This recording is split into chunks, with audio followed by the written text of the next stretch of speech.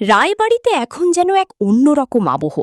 নকল বিয়ের সম্পর্ক ধীরে ধীরে সত্যিকারের অনুভূতিতে বদলে যাচ্ছে অভি আর ছুটির জীবনে।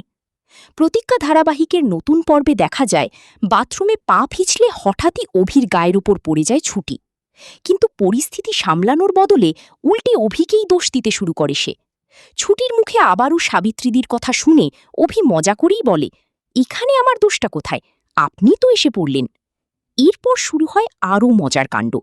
ছুটি ঘরে কাপড় বদলাবে বলে অভিকে জোর করে বাথরুমে আটকে দেয়, কিন্তু ঠিক তখনই ঘরে চলে আসে বাড়ির সবাই। উপায় না দেখে অভি ছুটির হাত ধরে তাকেও বাথরুমে লুকিয়ে ফেলে। পরে দরজা খুলতেই দুজনকে একসাথে দেখে চমকে যায় সকলে। ইন্দ্র তো মজা করে বলেই ফেলে, নকল বিয়ে যে আস্তে আস্তে আসল হয়ে যাচ্ছে।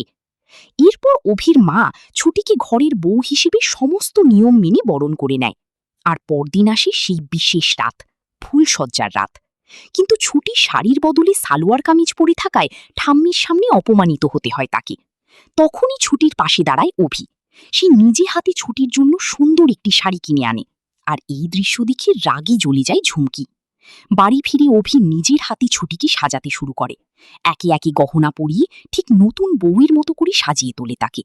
অভির চোখে তখন অন্যরকম কোমলতা। সে শুধু চায় কেউ যেন এই সম্পর্ক নিয়ে আর প্রশ্ন না তোলে। কিন্তু অভির এই যত্ন আর কাছাকাছি আসা ছুটির মনেও নতুন এক অনুভূতির জন্ম দেয়। সে ভাবতে থাকে, এই নকল সম্পর্ক কি সত্যিই এবার ভালোবাসায় বদলে যাবে।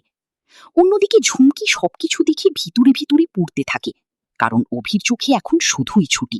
তাহলে কি এবার সত্যিই ছুটিকে নিজের জীবনের অংশ করে নেবে অভি, নাকি আবার নতুন কোনো ঝড় আসতে চলেছে রায়বাড়িতে? কমেন্ট করে জানাতে ভুলো না।